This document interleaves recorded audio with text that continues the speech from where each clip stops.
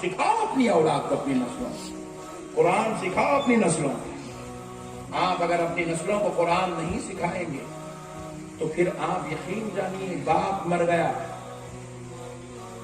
بیٹے کو حق ہے، پہلا حق بیٹے کا ہے باپ کا جنازہ پڑھانے کا، بیٹے کا حق پہلا ہے، مسجد کے امام کا حق پہلا نہیں ہے، مفتی صاحب کا حق پہلا نہیں ہے، وقت کے صوفی کا پہلا حق نہیں ہے۔ یہ الگ بات ہے احتراماً تعظیماً تقریباً، کیونکہ وہ اللہ کے مقرب ہوتے ہیں، آپ ان کو پہلے آگے بڑھاتے ہیں تو یہ آپ کا حق ہے، لیکن پہلا حق باپ کا جنازہ پڑھانے کا اس کے بیٹے کا ہے۔ افسوس کی بات تو یہ ہے کہ باپ مر گیا مگر اپنی اولاد کو کچھ نہیں سکھایا، یہاں تک کہ بیٹے کو جنازے کی دعا پر یاد نہیں،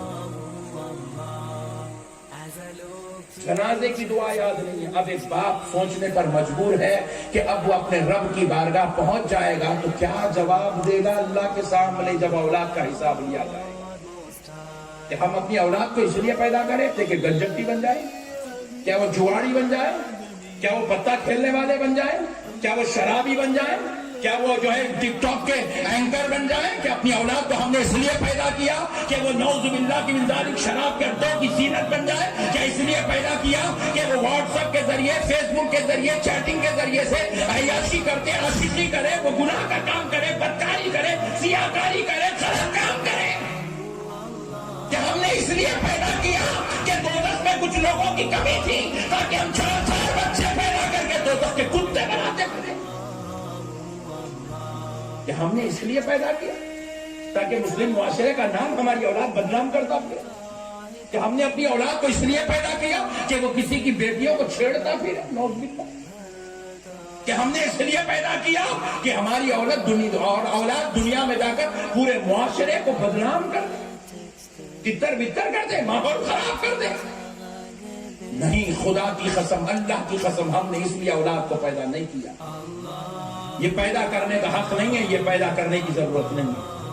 ہم نے اس لیے پیدا کیا تاکہ ہمارا بیٹا ہماری شفاعت کا ذریعہ بن جائے، ہمارا بیٹا ہماری بخشش کی ضمانت بن جائے، ہمارا بیٹا ہمارے لیے مغفرت کا سبب بن جائے، ہماری بیٹی ہمارے لیے جنت کی ضمانت بن جائے۔ خدا کی قسم، کان کھول کے سن لو، اولاد ماں باپ کے لیے شفاعت کا سبب ہے، بخشش کا سبب ہے، مغفرت کا سبب ہے، نجات کا سبب ہے، اللہ کے قرب کا سبب ہے۔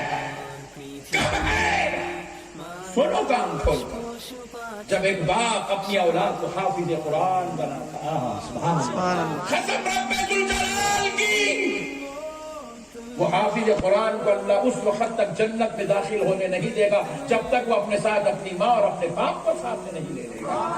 کیا بات ہے؟ اپنی اولاد کو حافظ نہیں، اللہ نے مجھے بھی 2 بیٹے دیے، میرے بچوں کو میں بچپن سے ہی دین کی تعلیم کے اندر ڈال دیا۔ آج میرا بیٹا 12 سال کا ہے، بحمداللہ تعالیٰ سرکار کے صدقے میں اس رمضان تک حافظ قرآن بن گیا۔ ماشاءاللہ، سبحان اللہ، سبحان اللہ۔ پہلی سے نعمت کے طور پہ بول رہا ہوں، اگر میں نہیں ڈالتا تو آج میرا بچہ حافظ قرآن نہیں بنتا۔ جیسے ہی میرا چھوٹا بچہ شعور کو آیا، ماشاءاللہ میں اس کو بھی ڈال دیا حفظ قرآن میں، بحمداللہ تعالیٰ میرا بچہ 2 پاروں کا حافظ قرآن ہو گیا۔ ماشاءاللہ، سبحان اللہ۔ میں آپ کو یہ نہیں کہہ رہا ہوں کہ میں غرور تکبر کی بات نہیں کر رہا ہوں، میں یہ بتلانا چاہ رہا ہوں یہ باپ کی ذمہ داری ہے، یہ باپ کا فرض ہے۔ یہ بچے، چھوٹے بچے، ان کے باپ نے ان کو یہاں لا کے ڈالا، یہ یہاں آ گئے۔ ان کے باپ لگ جا کے انگلش اسکول میں ڈالتے تو یہ بچے انگلش پڑھتے تھے، ان کا باپ اگر لگ جا کے ہوٹل میں ڈالتا تو یہ بچے ہوٹل میں کام کرتے تھے۔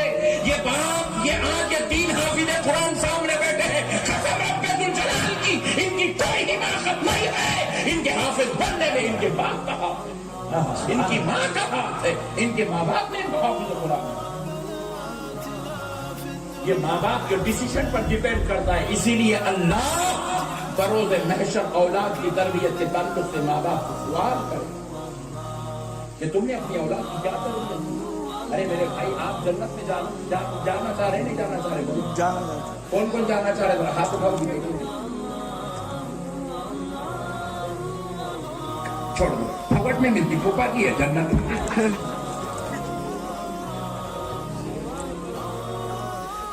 پھوپا کی جنت ہے، پھوکٹ پہ مل جاتی جنت۔ نہ خود حافظ بنیں گے نہ اولاد کو بنائیں گے۔ نہ خود عالم دین بنیں گے، نہ اولاد کو عالم دین بنائیں گے، نہ خود دیندار بنیں گے، نہ اپنی اولاد کو دیندار بنائیں گے، نہ خود نمازی بنیں گے، نہ اولاد کو نمازی بنائیں گے، نہ خود اللہ کی بارگاہ میں جھکیں گے، خیال کریں گے، آخرت کی فکر کریں گے، نہ اولاد کو جھکائیں گے، نہ اولاد کو فکر کی دعوت دیں گے، تو پھر جنت کیا پھوگٹ میں مل جائے گی؟ نہیں۔ کہاں ہے ضمیر صاحب؟ پوچھو ان سے، پھوگٹ میں ٹکٹ نہیں ملتا کونسلر کا، جنت کہاں سے ملتی؟ پوچھو ان سے کتنے پیسے دے کے لیے ٹکٹ، کونے میں لے جا کے پوچھو۔ خدا کی قسم میں ہنسانے کی بات نہیں کر رہا ہوں، میں سمجھا رہا ہوں۔ تم ایک 5 سال کے لیے محلے کے لیڈر بنے تو تم کو بغیر پیسہ کھلائے کہ 5 سال کی لیڈرشپ نہیں ملتی تھی؟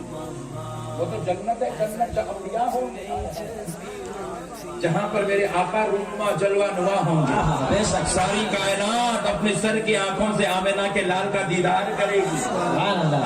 وہ مختار کائنات ہوگا، بانی کے جنت بھی ہوگا، سرداران جنت بھی ہوں گے، اور حضرت مولا کائنات علی المرتضیٰ بھی ہوں گے، سرکار سیدنا ابو بکر صدیق بھی ہوں گے، سرکار عمر فاروق بھی ہوں گے، سرکار عثمان غنی بھی ہوں گے، سرکار علی المرتضیٰ بھی ہوں گے، حسنین کریمین بھی ہوں گے، 1.5 لاکھ صحابہ ہوں گے، 12 امام ہوں گے۔ ارے عاشقوں جھومو، وہاں سرکار غوث پاک بھی ہوں گے، ارے وہاں تو سرکار خواجہ اجمیری بھی ہوں گے، سرکار محبوب الہی بھی ہوں گے۔ ارے تمہیں ٹوپیاں پہن کر بیٹھنے والوں، تم جس سلسلے کے مرید ہو وہاں تمہارے سلسلے کے آقا بھی تو کیا یہ جنت پھوگٹ میں مل جائیں گی؟ بھائی بچے سگریٹاں پھونک رہے، باپ بیڑیاں پھونک رہا، جنت مل جاتی؟ باپ زردے کے پانا ڈال رہا، کھس رہا، کھا رہا، پٹا زردے کے پانا کھا رہا، جنت مل جاتی؟ نہیں ملتی میرے بھائی۔ آج ارادہ کر لو، اگر تم اپنی آخرت سنوارنا چاہتے ہو، آپ کو اللہ نے 4 بیٹے دیا، 3 بیٹے دیا، 5 بیٹے دیا، سب کو مت ڈالو۔ 4 کے ساتھ آپ کیا سلوک کرنا ہے کر لو، 5ویں کو حافظ قرآن بنا۔ سبحان اللہ، سبحان اللہ۔ 3 کے ساتھ کیا کرنا ہے کر لو، 4تھے کو حافظ قرآن بنا۔ 2 دیے اللہ نے، 1 بیٹے کے ساتھ کیا کرنا ہے کر لو، دوسرے کو حافظ قرآن بنا۔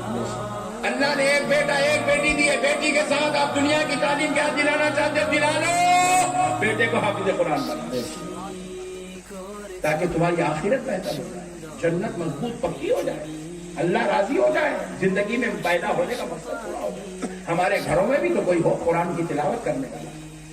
ارے باپ مر جائے تو باپ کی جنازے کی نماز بیٹا پڑھائے نا، خدا کی قسم ادھر بیٹا کہتا ہے اللہ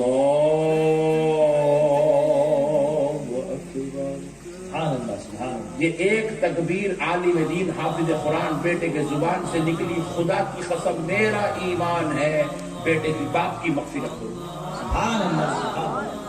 مغفرت ہوگی باپ کی۔